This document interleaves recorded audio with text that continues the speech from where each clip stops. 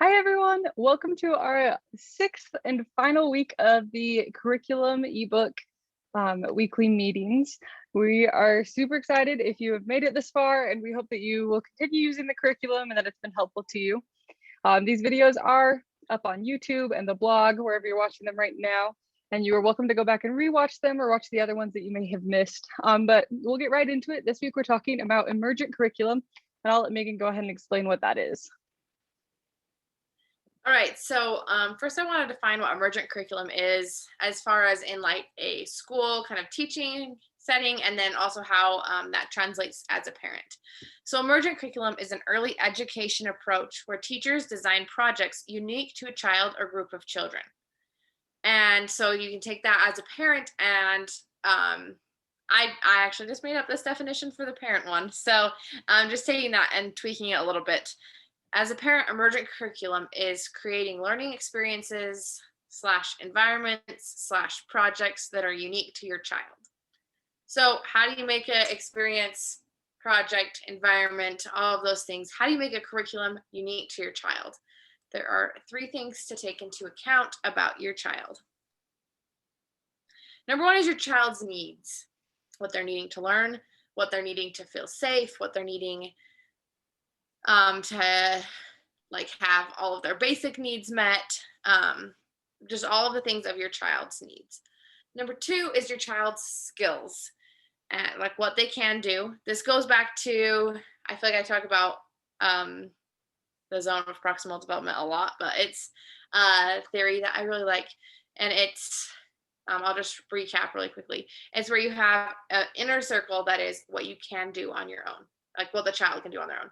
Then a little bit bigger circle, which is what the child can do with help. And then the biggest circle, which is what the child cannot do even with help. And the zone of proximal development is that middle one, what they can do with help. And that is the things that they are learning.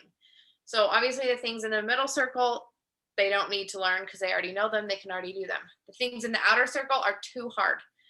But the things in the middle circle are challenging but achievable. And that's where your child can learn. That's where you want to help bump your child up into to get them in that really like deep learning state. So you need to know what their skills are to know what their zone of proximal development is to get them in that. And lastly is your child's interests. Children learn what they're interested in. Honestly, it's really hard for them to learn something that they don't care about. The lucky thing is that kids do care about a lot of the things that are important, like numbers, letters, those things around. Like they are not only interested in, like, I don't know, they're not only interested in strawberries or like something so random.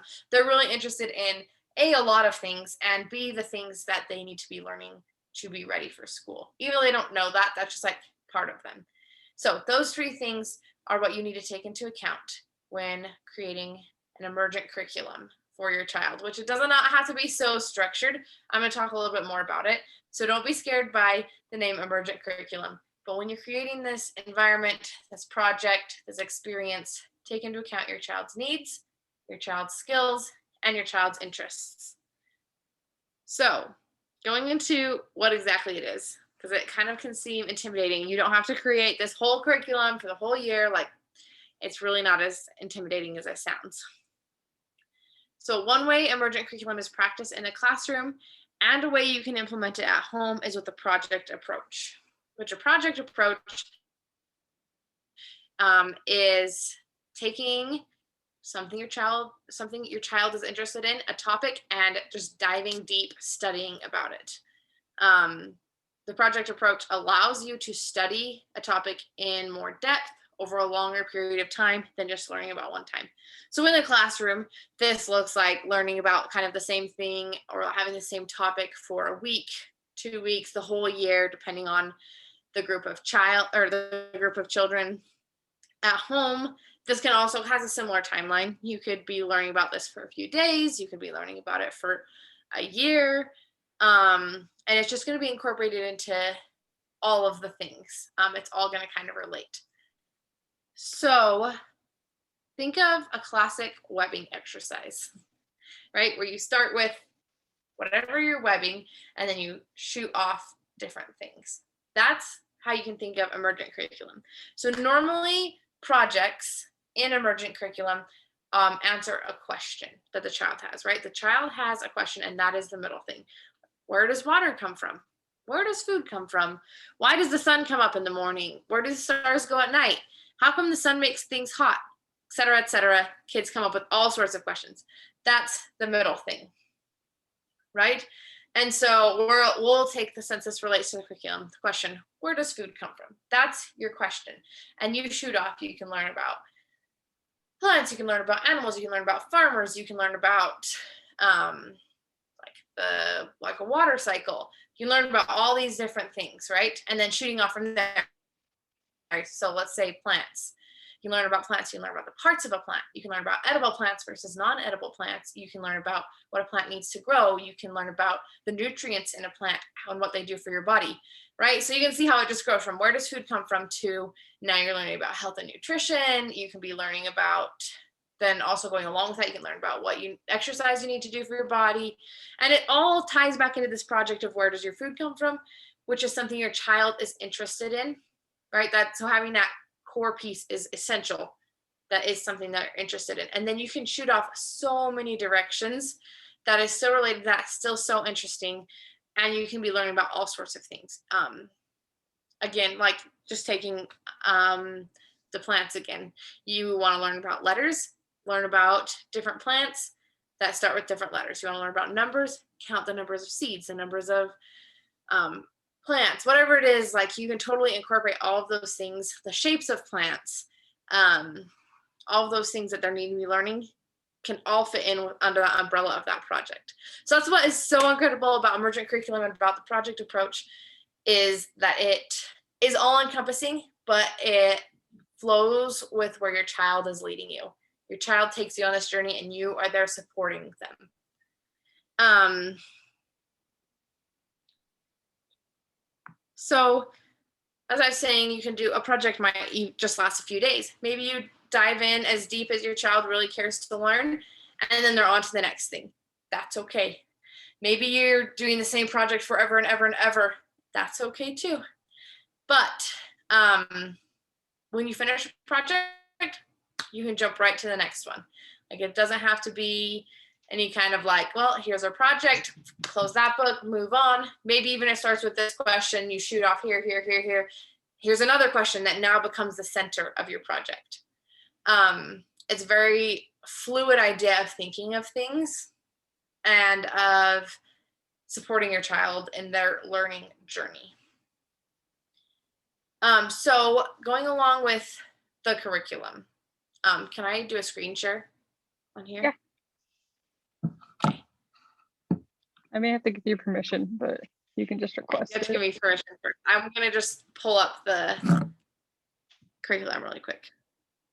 Because this curriculum is set up that you can totally do the project approach with it. This is giving you some ideas to start, because just telling you to do that and throwing it out there is like, drinking from a fire hose, I feel like. So our curriculum that we've developed, it kind of gives you a starting point, like a guide of where you can start, right? Because maybe you're not really sure what your child is wondering about. So you can follow this curriculum to kind of get an idea about it, to start this process of learning. And as you're doing this, project ideas might pop up, interests might pop up, totally follow those. Even if it doesn't go along with the curriculum, like that's not the purpose of the curriculum. I want it to be like a jumping board so that you can like learn what your child is interested in and go from there, right? It's just getting your mind rolling, getting you in the routine, letting it just lead you into that. Can I share now? No. You should be good. Really? Yeah, host disabled participant screen sharing. Let me just make you a host. Okay. And so I'm just going to share kind of a little thought that goes along with this.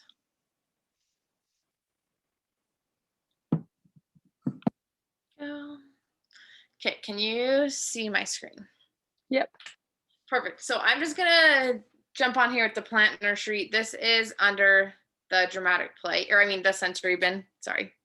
The sensory bin of the plant nursery. And I just want to show how you can use this as a starting point, okay? So the plant nursery, you gather all of these materials that are in here and, put them together in your sensory bin. You're playing with them. Here's some open-ended questions to get you thinking. And I really want you to listen to the questions that come back. The answers are also awesome, and they help you figure out like kind of what your child does know. But I really want you to listen carefully to what your child is asking. And not just while you're doing this, but that's a good starting point, is just while you're doing this. Then you can start to listen throughout the day and hear what they're asking back or what they are interested in. So if you say like, why do you water plants?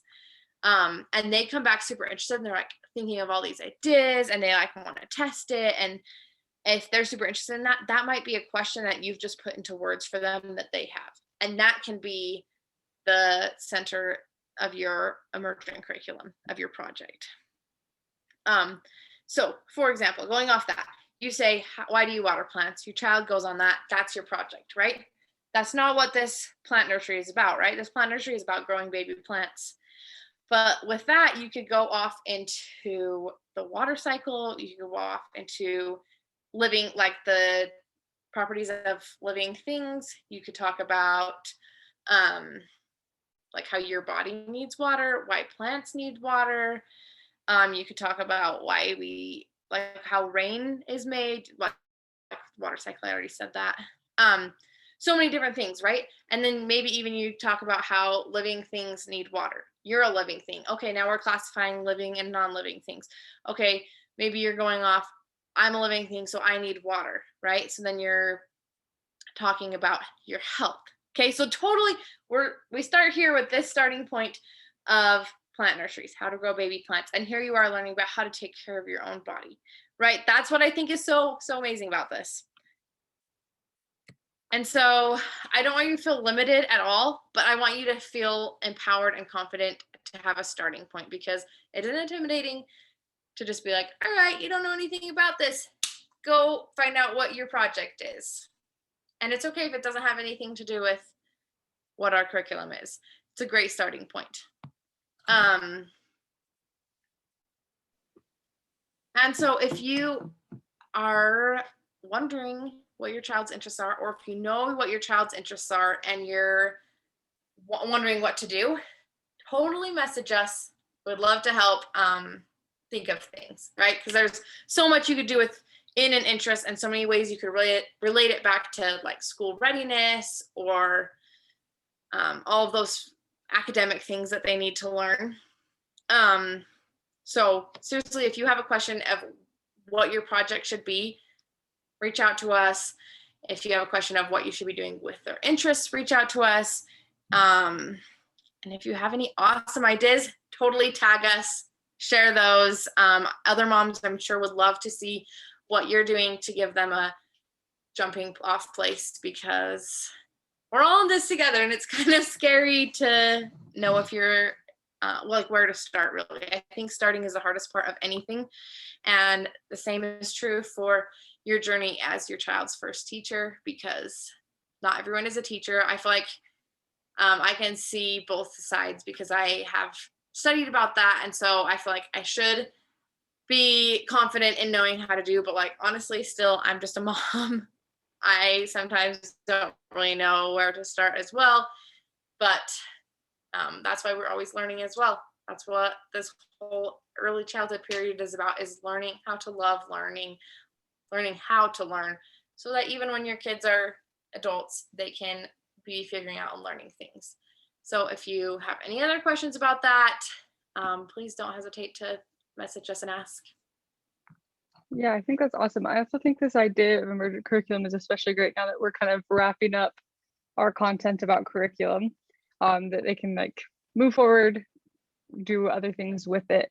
But on top of that, we'd like to thank you guys for tuning in. Those of you that use the curriculum and are watching these videos, we're glad that you were able to hop on, and hopefully this was helpful to you. If you would like us to do something along these lines in the future, whether it be on Zoom or a different platform like Clubhouse or Instagram Live, please reach out and let us know. We'd be more than happy to put something like that together. But we hope that this was helpful to you, and we will see you over on our other platforms.